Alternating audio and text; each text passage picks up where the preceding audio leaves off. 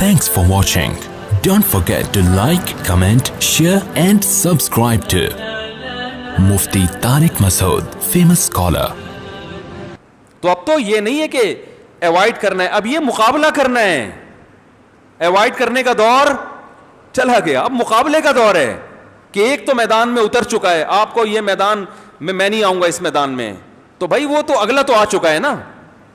تو ایوائڈ کرنے کا, اس کی ایک بہترین مثال حضرت مفتی تقی عثمانی صاحب نے ایک دفعہ جامعہ کے کچھ علماء کا اجلاس تھا دارالعلوم کرنگی میں, ہم بھی گئیں کونے کھانچے میں بیٹھے ہوئے تھے. انہوں نے بڑی پیاری بات کی. انہوں نے کہا دیکھیں ایک وبا آنے سے پہلے وبا کا علاج کچھ اور ہوتا ہے, آنے کے بعد علاج بولو بھائی کچھ اور ہوتا. تو انہوں نے کہا کہ جب انگلش نئی نئی آئی نا, اس وقت مسلمانوں کی زبان اردو تھی, ہر جگہ اردو چلتی تھی, انگلش کی ضرورت بالکل بھی نہیں تھی. انگلش صرف بر صغیری کے چند گورے بولتے تھے اور جو گوروں کے ہاں چند لوگ جاب کرتے تھے. سارے کام ہمارے کس میں ہوتے تھے, بولو نا اردو, ساری تحقیقات اردو میں, ساری کتابیں اردو میں. انہوں نے کہا لیکن گورا ایک, اس وقت بعض علماء نے فتویٰ دیا کہ بھائی انگلش مت سیکھی جائے, اس سے ہمارا کلچر کیا ہو رہا ہے, تباہ ہو رہا ہے. ہم جو انگلش سیکھتے تھے نا وہ بھی گورے بن جاتے تھے, یعنی ساری چیزیں ہی ان کی چینج ہو جاتی تھی. تو اس وقت بہت سے علماء نے فتویٰ دیا کہ انگلش نہ سیکھی جائے. حرام کا فتویٰ کبھی بھی نہیں دیا, یاد رکھو, بس یہ کہ اپریشیٹ نہیں کرتے تھے اس کو. لیکن انہوں نے فرمایا کہ وہ فتویٰ چلا نہیں, کیونکہ گورا ایسا سسٹم بنا کے گیا کہ ترقی کرنے کے لیے انگلش ضروری ہو گئی. وہ جو مرضی چاہے اس کو آپ چالاکیاں کہیں, ایسے حکمران بٹھا کے چلا گیا. پاکستان کی سرکاری زبان ہی انگلش بنا دی اس نے, اور ہمارے حکمرانوں کو اردو سے لگاؤ. ہر دنیا کی ہر قوم اپنی قومی زبان کی حفاظت کرتی ہے. جرمن نے اپنی زبان نہیں چھوڑی, جیپنیز نے اپنی زبان نہیں چھوڑی. ہمارے حکمران چونکہ بیچارے وہ غلامانہ ذہن کے حامل تھے, تو وہ انہوں نے کہا نہیں نہیں انگلش انگلش انگلش, حالانکہ آتی ہے ان کو بھی نہیں ہے, رٹے لگا لگا کے جا کے انگلش میں تقریریں کرتے ہیں. اکثر کی بات کر رہا ہوں, آتی نہیں ہے لیکن نہیں جی انگلش, ایک خام خواہ کے. اب غلط کیا صحیح کیا یہ ایک الگ بحث ہے, لیکن ہو گیا. سمجھ میں آ رہی بات؟ جیسے کرونا جو ہے نا, اس پہ بحث کرنا کہ یہ کسی ملک کی سازش ہے یا نہیں ہے, یہ بحث اب پرانی ہو گئی ہے. بھائی سازش بھی اگر ہے تو نا, اب ہم نے تو بچنا ہی ہے نا, ہم نے تو علاج کرنا ہے. اگر کوئی کینسر کے جرثومے میں چھوڑ کے چلا جائے تو اب بھائی, اور کینسر ہو رہا ہے تو علاج تو کرنا پڑے گا نا کینسر کا, چاہے وہ امریکہ نے پھیلائے ہو کینسر کے جراثیم یا وہ جاپان نے پھیلائے ہوں. جاپان ویسے ایسی حرکتیں کرتا نہیں ہے. تو خیر, اب جب ایک چیز پھیل گئی ہے تو اب بھائی ایک گھونٹ آپ کو بھی پینا پڑے گا. اب انگلش جب پھیل گئی ہے, آپ کی نہیں چلی, اب جو نہیں سیکھے گا وہ پیچھے رہ جائے گا, کیونکہ سب کچھ انگلش میں آہستہ آہستہ آہستہ آہستہ کنورٹ ہو رہا ہے.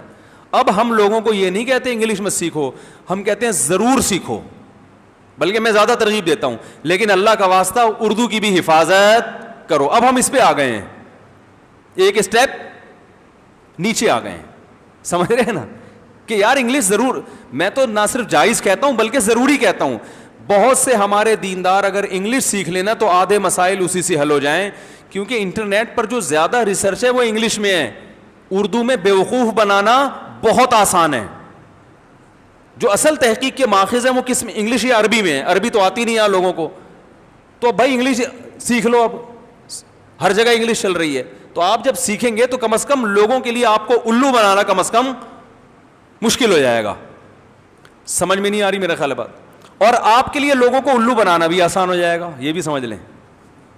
لوگوں کے لیے آپ کو ٹوپی کرانا مشکل, اور آپ کے لیے لوگوں کو ٹوپی کرانا آسان. ان کو جن کو انگلش نہیں آتی ان کو ٹوپی کرانے کے لیے اپنی تحقیق میں 3 انگلش کے لفظ گھسیڑ دیں آپ, وہ سمجھے گا ویل ڈن یار, بہت ایجوکیٹڈ آدمی ہے, زبردست, لگتا ہے کہ ریسرچ سینٹر میں گھس کے تحقیق کر کے آیا ہے.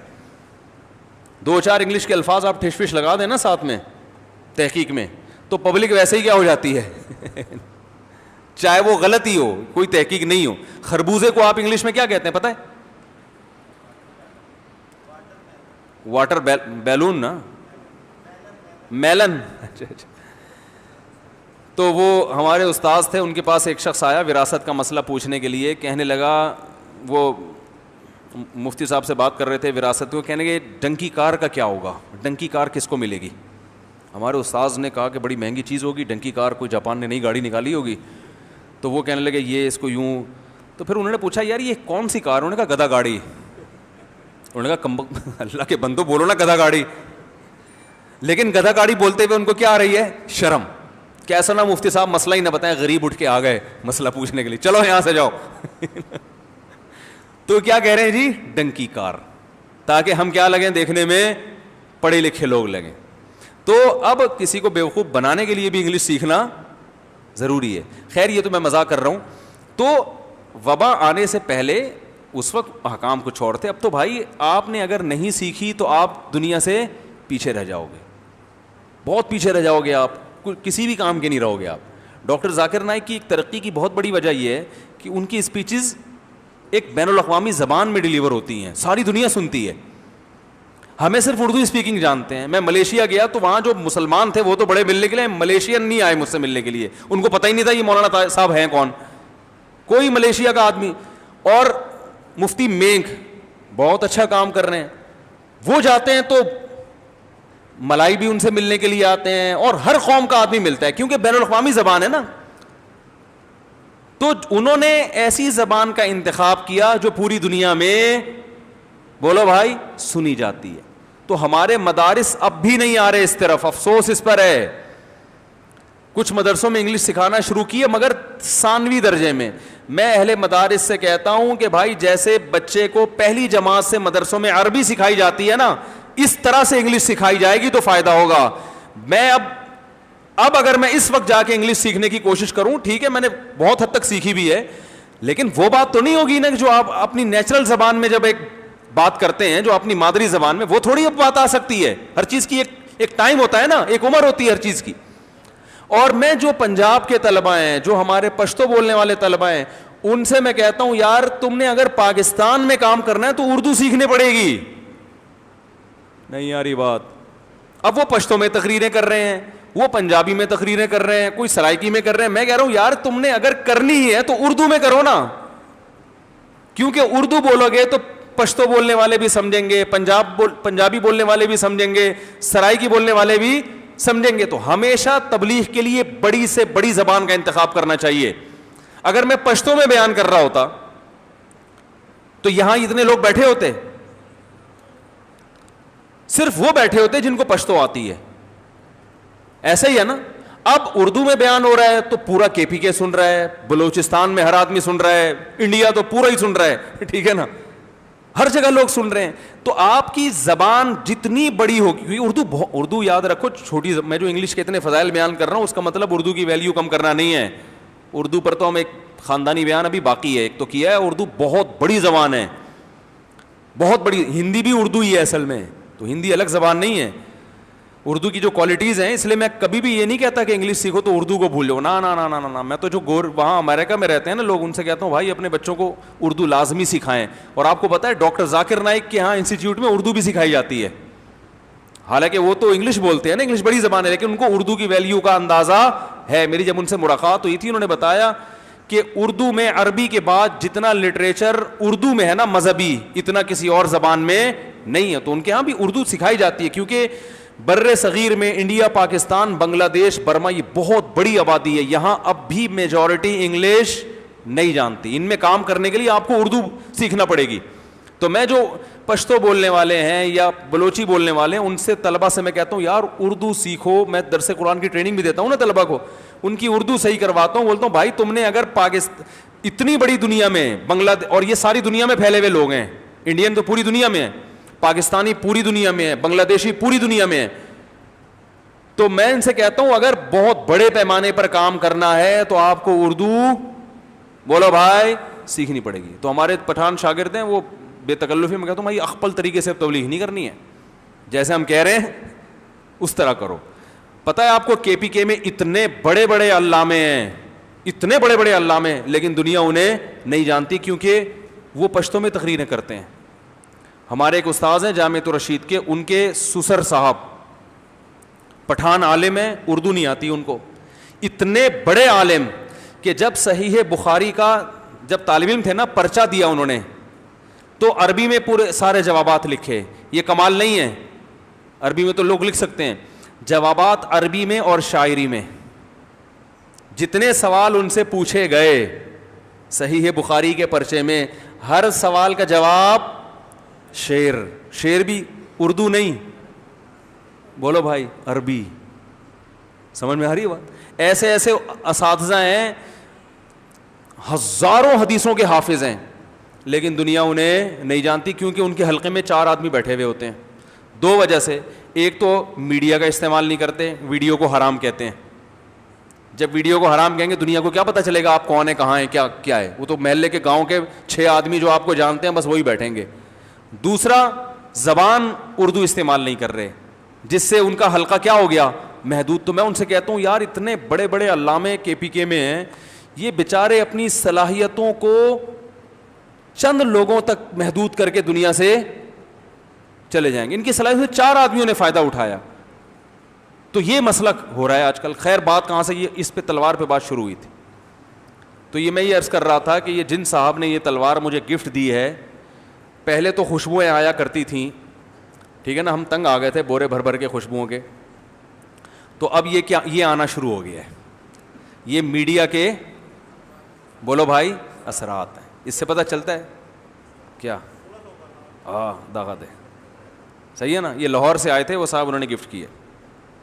تو اب بلا وجہ اس کو دیکھ کے دل چاہتا ہے کہ یار یہ تیز نہیں ہے، دھار نہیں ہے، بلا وجہ دل چاہتا ہے بارڈر پہ تشکیل ہو جائے.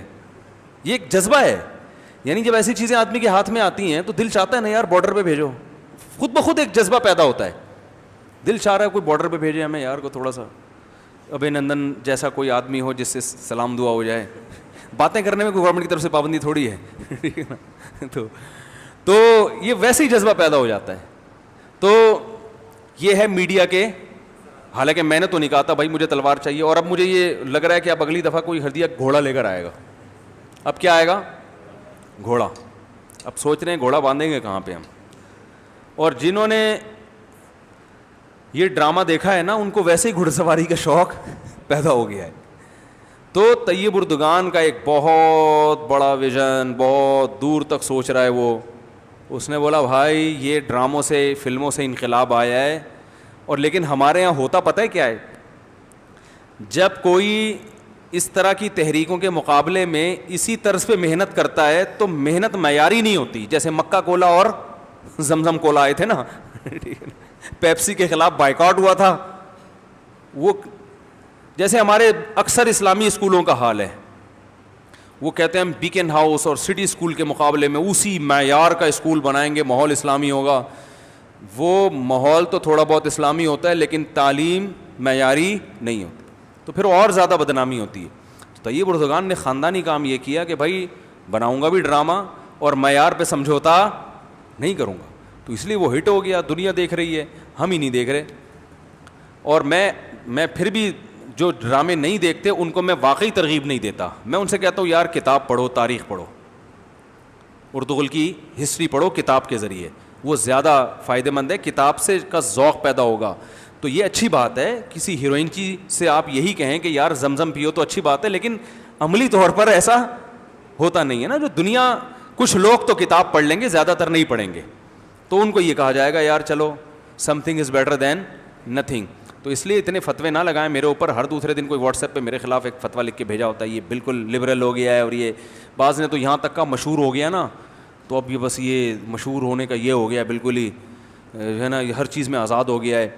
تو زمینی حقیقت کو دیکھ کے چلنا چاہیے. اور یہ جدید وسائل اور ذرائع کا استعمال اگر ہم نے آج اگر نہیں کیا نا تو ہم بہت کل بھی آنا ہے ہم نے اسی طرف. اگر انگلش کو ہم پہلے ہی پروموٹ کر دیتے. کچھ لوگ بیٹھتے اور بولتے کہ بھائی ہم جو کہہ رہے ہیں انگلش نہیں چلے گی، تو ہماری تو چلتی نہیں، چلتی گورے کی ہے، ٹھیک ہے نا.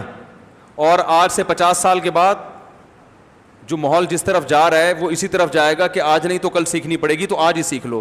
تو اگر پہلے ہی ہمارے مدارس کے طلبہ انگلش سیکھ لیتے تو آج لبرل لوگ ہم سے انگلش سیکھ رہے ہوتے.